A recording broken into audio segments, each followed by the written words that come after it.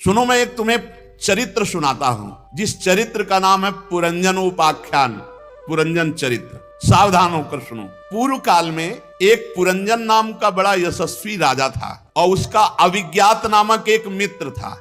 अविज्ञात जिसका पता नहीं है। पुरंजन, ये देखो पुर है, और इस पुर में जो आनंद मनाने लगा उसे पुरंजन कहते हैं। पुरंजन हुआ जीव, और अविज्ञात सखा, हमारे अविज्ञात सखा है भगवान। बहुत सुंदर उपाख्यान है अगर समझ में आ जाए, पर जब तक पवित्र बुद्धि नहीं होगी तब तक। पुरंजन नाम का एक बड़ा यशस्वी राजा था और उसका अविज्ञात नामक एक सखा था। सबके सखा भगवान है, पुकार के देख लो।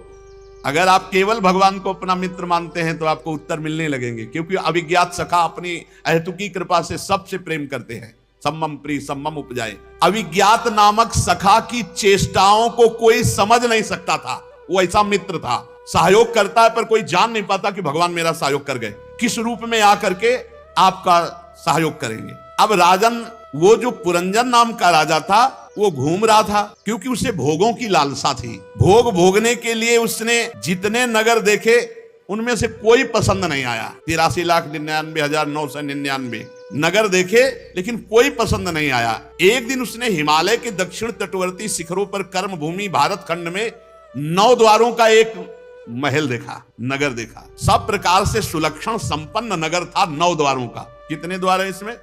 9। ये पसंद आया पुरंजन को, जीव को ये शरीर पसंद आया। बड़ा सुंदर, अब वो तो रूपक में वर्णन करें, बड़ा सुंदर नगर। ऐसा लग रहा था उसको कि अभी तक जितनी मेहनत की उसका मुझे फल मिल गया, खोज करने का फल मिल गया। जिधर देखो उधर आकर्षण ही आकर्षण। अब पुरंजन ने सोचा, बहुत सुंदर महल, बहुत सुंदर हमें विश्राम स्थल मिल गया, स्वीकार कर लिया। लेकिन जो ही उसमें प्रवेश किया तो एक सुंदरी आती दिखाई दी, और वो अकस्मात उधर से आ रही थी, और उस सुंदरी के साथ 10 सेवक थे, जो प्रत्येक 100 नायिकाओं का पति था, और 5 फण वाला सांप उस 9 द्वार वाले नगर की रक्षा कर रहा था। एक सुंदरी आती दिखाई दी जिसके साथ 10 बलवान सेवक थे।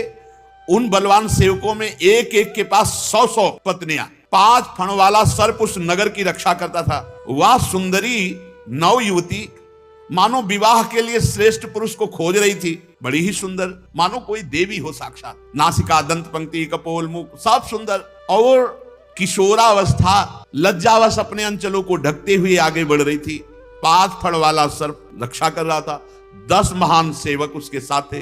अब वो जे ही प्रेम पूर्ण तिरछी चितवन से पुरंजन को देखा तो पुरंजन घायल हो गया। नारी नयन सर जा ही न लगा। चाहे जितना वीर हो, मुस्कुरा के तिरछी चितवन तो सीधे हृदय पे प्रहार होता, बोल भी ना पावे। पुरंजन एकदम आसक्त हो गया और कहा, कमल दल लोचने, तुम कौन हो? किसकी कन्या हो? कहां से आ रही हो? तुम इस पुरी में हो? क्या करना चाहती हो? ये 10 सेवक कौन हैं? और ये बहुत सी सहेलियां तुम्हारे सामने कौन है? और ये 5 फण वाला सर्प कौन है? सुंदरी, तुम कौन सी देवी हो? कमला हो तो तुम्हारा क्रीड़ा कमल कहां गया? लज्जा देवी हो, कौन देवी हो? नहीं, तुम कोई देवी तो हो नहीं, क्योंकि तुम्हारे चरण पृथ्वी का स्पर्श करते हो। देवियों के चरण पृथ्वी का स्पर्श नहीं करते। यदि तुम मानवी हो तो मैं तुम्हें देखकर आसक्त हो गया हूं। मैं बहुत वीर हूं, पराक्रमी हूं, पर तुम्हारे कटाक्ष ने मेरे मन को बेकाबू कर दिया है। इसलिए क्या तुम मुझ पर अपनी कृपा करोगी? सुचिस्मते, मैं तुम्हारे दर्शन से बिक चुका हूं। नारद जी कहते हैं, वीरवर जब राजा पुरंजन ने अधीर होकर, दैन्य होकर याचना की, ये कामदेव ऐसा विचित्र धनुर्धर है कि कोई कितना भी बलवान हो, जब ये बाण संधान कर देता है तो घुटने के बल हो जाता है। पैर छुएगा, हाथ जोड़ेगा, विनय करेगा, जैसा चाहे वैसा। अधीनता। पुरंजन अधीन हो गया उस नवयुवती को देखकर। उस नवयुवती ने कहा, नर श्रेष्ठ, मुझे पता नहीं कि मैं कौन हूं। बहुत सुंदर उपाख्यान है। मुझे पता नहीं उत्पन्न करने वाला कौन है। मैं ना अपने को जानती हूँ ना दूसरे को जानती हूँ। मेरा गोत्र क्या है, कुल क्या है, नाम क्या है, मैं कौन हूँ, कहां उत्पन्न हूं, मुझे कुछ पता नहीं। बस इतना देख रही हूँ कि मैं इस पुरी में हूं, सामने तुम हो। ये भी मुझे पता नहीं कि पुरी किसने बनाई। प्रियवर, ये मेरे सखा और मेरी सहेलियां हैं, और ये सर्प इस पुरी की रक्षा करता है। आप यहाँ पधारो, आपका मंगल हो, और मैं आपको विषय भोगों की इच्छा पूर्ति करती रहूंगी। अपने साथियों के साथ जो भोग कहोगे वो भोग प्रस्तुत करती रहूंगी। अब वो पुरंजन 9 द्वार वाली इस नगरी में बहुत आनंदित हो गया। पुरंजनी ने कहा कि मैं अनन्य हूं, आपको छोड़कर किसी के साथ मैं रमण नहीं करूंगी, और मैं बहुत प्रवीण हूं, हर भोग को परोसूंगी आपके पास, जो चाहोगे। अब क्या था, पुरंजन वैसे ही पहली दृष्टि में आसक्त हो गया था, अब तो और आसक्त हो गया। संसार त्यागी यतिजन जिस महासुख को प्राप्त होते हैं, उस सुख को भुलाने वाली पुरंजनी के चक्कर में पड़ के राजा पुरंजन अपना अस्तित्व ही समर्पित कर दिए। पुरंजनी ने कहा कि वीरवर, लोक में मेरी जैसी स्त्री जिसको प्राप्त हो जाए, फिर उसे कोई ठुकरा सके ऐसा कोई पुरुष नहीं, और आप जैसा पुरुष मिल जाए मैं ठुकरा दूं ऐसा हो नहीं सकता। अब उन दोनों ने बात पक्की कर ली और 100 वर्ष तक उस 9 द्वार की पुरी में रहकर आनंद भोगना प्रारंभ किया, विषय आनंद। उस नगर में जो 9 द्वार थे उनमें 7 नगरी के ऊपर थे, नगरी के ऊपर 1 2 3 4 5 6 7 और 2 नीचे के द्वार। जब जब इस नगरी का जो राजा हुआ तो इन्हीं द्वारों से आया और इन्हीं द्वारों से निकला। 5 पूर्व की ओर, 1 2 3 4 5, एक दक्षिण की ओर, एक उत्तर की ओर, 2 नीचे पश्चिम की ओर द्वार। पूर्व की ओर पहला द्वार है खद्योता, आविर्मुखी नाम के 2 द्वार एक जगह है। राजा पुरंजन अपने मित्र द्युमान के साथ विभ्राजित नगर देश को जाता है, अभी तो कथानक रूप में। नलिनी नालिनी नाम के 2 द्वार, ये अवधूत सौरभ के साथ, और पूर्व दिशा की ओर मुख्या नाम का 5वां द्वार उनसे होकर रसज्ञ विपण के साथ बहुदन आपण देश को जाता है। पुरंजन इन्हीं द्वारों में, जो पश्चिम दिशा की ओर आसुरी नामक द्वार है वो दुर्मद के साथ ग्रामक देश को जाता है। नैऋत्य नाम का जो दूसरा पश्चिम द्वार है वो लुब्धक के साथ वैशस नामक देश को जाता है। पुरंजन इन्हीं द्वारों में घूमता रहा। इस नगर के निवासियों में निर्वाक और पेशकृत ये 2 नागरिक अंधे थे, इनका आश्रय लेकर के जाता है। अब वो पुरंजनी को प्रसन्न करने के लिए ही पूरा जीवन लगा दिया। कैसे ठगा गया, रमणी के हाथ ठगा गया रमणी के द्वारा, अधीनता पे अधीनता पे अधीनता। अब वो मद्यपान करती है, इसको भी मद्यपान कराती। ये मद से उन्मत्त हो करके, अगर पुरंजनी गाती तो ये गाता, पुरंजनी हंसती तो पुरंजन हंसता, वो रोती तो ये रोता, जो करे बस वैसे ही। वो दौड़ती तो आप दौड़ता, वो खड़ी हो जाती तो आप खड़े, जो वो कहती वही। ठगा गया, सुंदरी पुरंजनी के द्वारा राजा पुरंजन ठगा गया। पूरा का पूरा पुरंजनी का जो परिकर था इस राजा को रौंद दिया, अपने अधीन कर लिया। वो मूर्ख अपने को घर पाले हुए बंदर के समान बना लिया। इसका रूपक आगे वर्णन करेंगे। अब एक दिन राजा पुरंजन अपना विशाल धनुष, सोने का कवच, अक्षय तरकस धारण करके 11वें सेनापति के साथ 5 घोड़ों के शीघ्रगामी रथ में बैठकर पंचप्रस्थ नाम के वन में गया। 2 पहिए, 1 धुरी, 3 ध्वजा, 5 डोरी, 1 लगाम, 1 सारथी, 1 रथी बैठने का स्थान जहां पुरंजन बैठा। बहुत सुंदर नारद जी रूपक दे रहे। अब वो शिकार खेलने के शौक में कौन परवाह करता है क्या करन, मतलब किसको मारना चाहिए किसको नहीं मारना चाहिए। शिकार के शौक में बड़े अपराध किए, अर्थात भोग वासना के शौक में मनमानी आसुरी प्रवृत्ति से। जो इस पुरंजनी को प्रसन्न करने के चक्कर में फंसा हुआ पुरंजन है, वो ये नहीं जान रहा मैं ऐसे आचरण कर रहा हूं जिनके कारण मुझे अधम योनियों में, नरक में जाना पड़ेगा। गंध, चंदन, माला, ये सब भोजन सामग्री जुटाना, पुरंजनी को बस प्रसन्न रखना। कैसे पुरंजनी मुस्कुरा दे। पुरंजनी मुस्कुराती तो है पर अधीन करके। जैसे जैसे जीव अधीन हो जाता है वैसे वैसे बुद्धि उसको आसक्त करती चली जाती है। अरे बहुत दुर्दशा है, इस खेल को जान जाए तो जीवन मुक्त अभी हो जाए, भाग पड़ो। ये पुरंजनी का नाटक है। इसमें पुरंजन भोग इच्छा से फंस गया। इच्छा छोड़ दो, पुरंजन कौन है? अभिज्ञात सखा पुरंजन दोनों एक हो जाएंगे, जैसे दर्पण हटाओ तो प्रतिबिंब खत्म। अब जो ही वो शिकार खेल के आया तो पुरंजनी बोली नहीं। वो दासियों से हाथ जोड़ के पूछा पुरंजन की, मेरा तो सर्वस्व लुट गया, क्या अपराध बन गया मुझसे? दासियों ने कहा, नरनाथ मुझे मालूम नहीं तुम्हारी प्रिय पत्नी ने क्या ठाना है, वो आज तो बोलेंगी ही नहीं, नाराज। पुरंजन आसक्त हो चुका था, अस्त व्यस्त होकर चरणों में गिर गया पुरंजनी। आसक्ति को तो कोई आसक्तवान पुरुष ही समझ सकता है। भोगी और आसक्ति थोड़ा हट करके है। भोगी को कहीं भी भोग मिले उसको कोई मतलब नहीं। आसक्तवान भी भोगी होता है, पर आसक्ति प्रदान होने पर वो जिस पे आसक्त हुआ उसी पे आसक्त रहेगा, दूसरे की तरफ नहीं आंख उठा के देख सकता। ये पुरंजन पुरंजनी से आसक्त था। बहुत व्याकुल होकर चरणों में गिरा और बोला, सुंदरी, वे सेवक तो बड़े अभागे होते जो अपने स्वामी को प्रसन्न न कर पावे, और मेरे से यदि अपराध बना तो उचित दंड दीजिए, क्योंकि अपने प्यारे के द्वारा दिया हुआ दंड बहुत मीठा होता है। पर आप ना बोले ऐसा ठीक, ये दंड मत दीजिए। अब जो विनय स्त्रैण पुरुष करता है वो सब पुरंजन ने विनय की। बड़े नखरे दिखाए, लिखा है नखरा, बड़े नखरे दिखाए।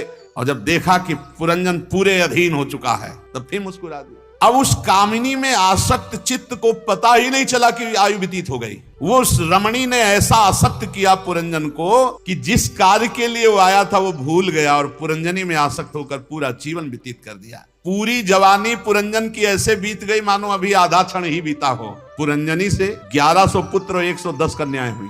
सब वृत्तियां हैं, वृत्तियां। ये पूरा परिवार पौरंजनी नाम से विख्यात हुआ। सब एक दूसरे के ब्याह, पुत्र का किसी बधू से, पुत्री का, पूरा जीवन। स्त्री लंपट, वृद्धावस्था को प्राप्त, फिर भी पुरंजनी से दूरी नहीं।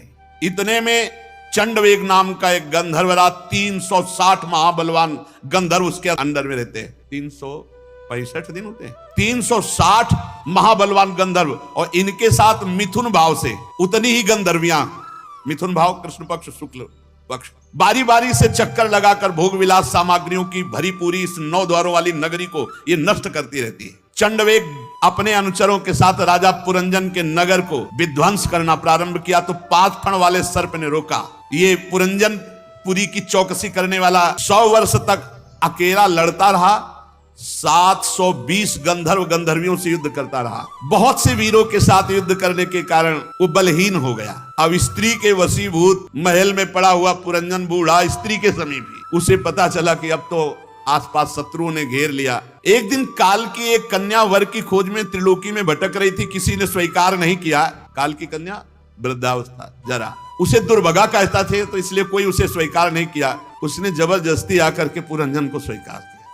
बूढ़ी अवस्था, वृद्धावस्था, बहुत हम लोगों की हम यही दुर्दशा है। इसी पुरंजन पूरा इसी में आगे चलकर इसका व्याख्या भी करते हैं। यमनराज अपने श्रेष्ठ वीरों के साथ ऊपर से चढ़ाई कर दी पुरंजन के ऊपर, और ये गुप्त रूप से पता ही नहीं चल पाया पुरंजन को। ये काल कन्या जिसके यहां जाती, जिसके समीप जाती, जर्जर कर देती है, और यमनराज मृत्यु फिर उसे नष्ट कर देता है। प्रज्वाल नामक उसका भाई है।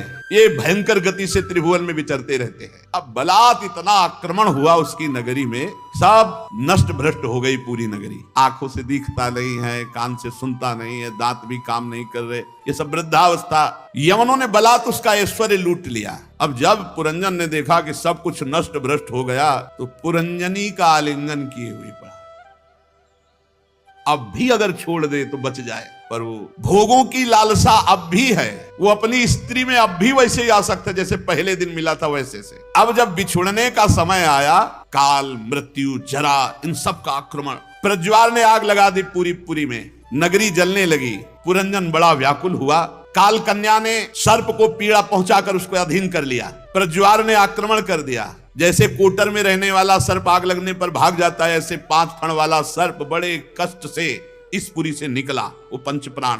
पुरंजन अब भी बुद्धिहीन है, अब भी अपनी स्त्री के प्रेम पास में, पुरंजनी के प्रेम पास में ऐसा फंसा हुआ, गले से लगाए है, मरने जा रहा है। फिर भी उसका वो बस यही सोच रहा है, इतनी सुंदर भार्या मेरी, इतना समर्पण, इतना प्रेम, इसी का चिंतन। ज्ञान दृष्टि बिल्कुल नष्ट हो चुकी है। अज्ञानवश इतना शोकाकुल होकर के अपनी पुरंजनी का चिंतन किया कि ये उसी में तन्मय हो गया। अब अज्ञानवश इस स्थिति में उसने अपने अभिज्ञात सखा का स्मरण नहीं किया, नहीं वो बचा सकता था। अब निर्दयी यमनराज ने उसको बलपूर्वक मार डाला। बलपूर्वक मार डाले, जबरदस्ती प्राणों को खींचकर बाहर। अब अंतिम समय वो अपनी पुरंजनी को देख रहा है। इसीलिए गोस्वामी जी ने मांगा है, कामी नारी प्यारी जी में स्त्री की आसक्ति में दुर्गति हो गई उसकी। अब वो अपनी पुरंजनी के गले लगा, उसी का चिंतन करते हुए तो अगला जन्म उसको विदर्भराज के यहाँ सुंदरी राजकुमारी के रूप में, विदर्भराज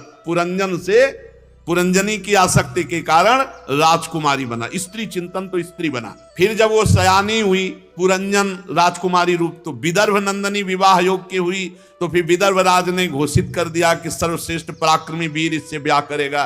तो मलयध्वज ने सब राजाओं को जीतकर उस राजकुमारी से विवाह किया। फिर उससे 7 पुत्र उत्पन्न किए। 7 पुत्र कौन है? पुरंजन राजकुमारी बना। बड़ा अब जब मलयध्वज अवस्था आगे बढ़ी तो भजनानंदी थे भगवान श्री कृष्ण के भजन के लिए मलय पर्वत पर। तो वो राजकुमारी जो रानी थी, पुरंजन जो बना था, वो पीछे उनके, महाराज मैं आपके, वो आसक्त चित्त पुरुष में ही ऐसे चल रहा चक्र। और किसी की कथा नहीं, हमारी तुम्हारी कथा है ये। अभी जब आगे चल के बताएंगे कौन है पुरंजनी। यही बुद्धि, यही बुद्धि, जो बुद्धि कहे वही दुर्गति कराती चली जा रही। अब वो बड़े तपस्या पूर्वक भजन करके मलय ध्वज ने अपने शरीर को छोड़ दिया। अब ये शरीर को पकड़े रो रहे, हाँ मेरे प्रीतम आप मुझे छोड़कर चले गए। भगवान ने उस समय कृपा की। तू कौन है, किसकी पुत्री है, किसके लिए शोक कर रही है? ब्राह्मण के रूप में भगवान प्रश्न कर रहे हैं। ये सोया हुआ पुरुष कौन है, बता सकती हो? और मेरी तरफ देखो, मैं तुम्हारा अविज्ञात मित्र हूं। हम तुम एक साथ खेलते हैं, लेकिन तुम हमें भूल गए हो, हम तुम्हें नहीं भूले। सखा मेरी याद कर, मैं तुम्हारा अविज्ञात नामक सखा हूं।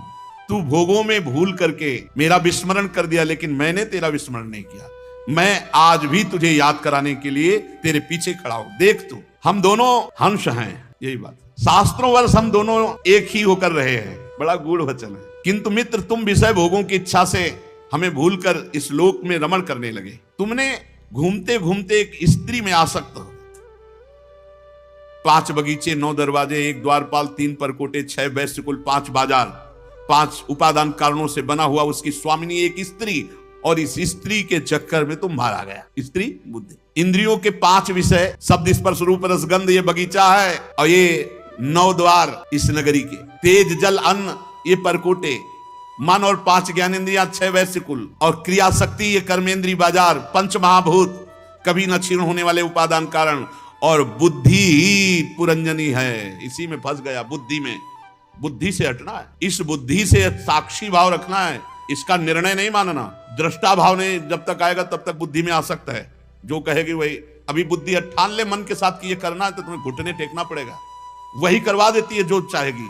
ये है हम रंजन, जीव आसक्त हो गया बुद्धि पर। आगे बढ़िया निर्णय है। मित्र तू स्त्री लई है, देख तू स्त्री लई है, खड़ा हो। अब अपने पति का शव पकड़ कर रो रही विदर्भ। तू पहले पुरंजन था, पुरंजनी के चक्कर में अब तू स्त्री बना। कितनी बार तेरी ये दुर्दशा हो चुकी, तू स्त्री नहीं, खड़ा हो जा और देख अपने स्वरूप को, मैं तेरा सखा हूं। जिनके संग से तेरी दुर्दशा हुई उसके लिए तू रो रहा है। आपने स्वरूप में, यही गुरु है, यही अविज्ञात सखा गुरु। आपने स्वरूप में कहां भूल गया, न तू स्त्री न पुरुष। अरे देख, न तू विदर्भ राज की पुत्री, न मलय ध्वज तेरा पति है।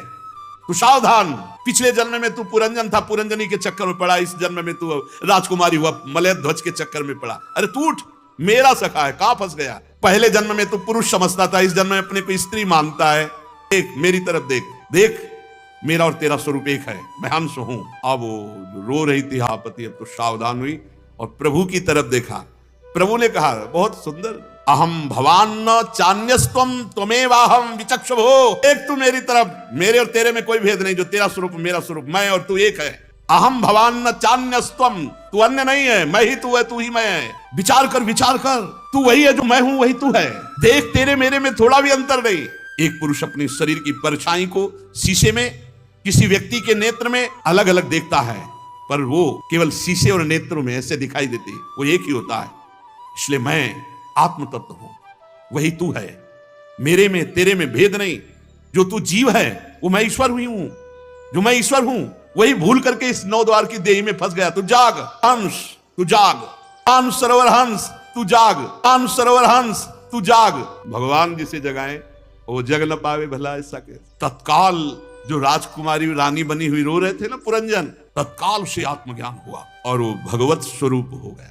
तत्काल सब राग मोह नष्ट हुआ, भगवत स्वरूप अर्थात अविज्ञात सखा में लीन हो गया। प्राचीन बर्ही, तुम वही पुरंजन हो जिसका मैंने कथा सुनाई, परोक्ष रूप से वर्णन किया, उसका स्पष्ट रूप से वर्णन सुनो। पुरंजनोपाख्यान का तात्पर्य देवर्षि नारद जी आगे।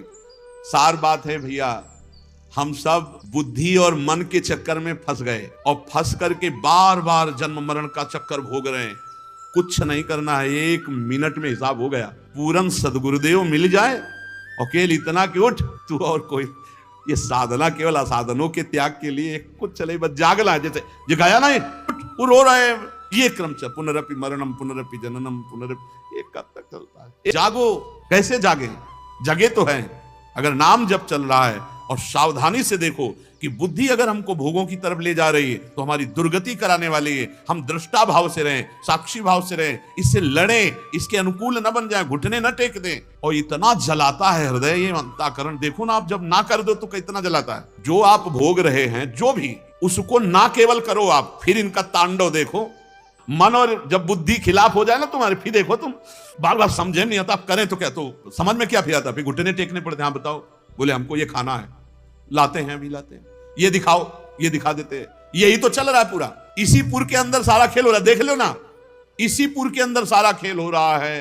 पाथफण वाला सर्प प्राण है, पुरंजनी बुद्धि है, जैसा बुद्धि निर्णय करे वैसा है। बुद्धि कहे ये राक्षस, तो हम चाहे जितना बड़ा महात्मा हो, हमारी बुद्धि कह दी तो मान लिया। और है कौन? साक्षात परमात्मा का अंश है, परमात्मा स्वरूप है, और भगवान हमारे साथ हैं, हर समय साथ हैं भगवान। अविज्ञात सखा को बुलाया थोड़ी विदर्भ राजकुमारी के रूप में जब हुआ, भगवान ने कहा लाश पकड़े हुए, उठ देख हम तुम दोनों एक अंश हैं, न तो स्त्री है न कोई पुरुष है, परमात्मा स्वरूप है। यही जानना है।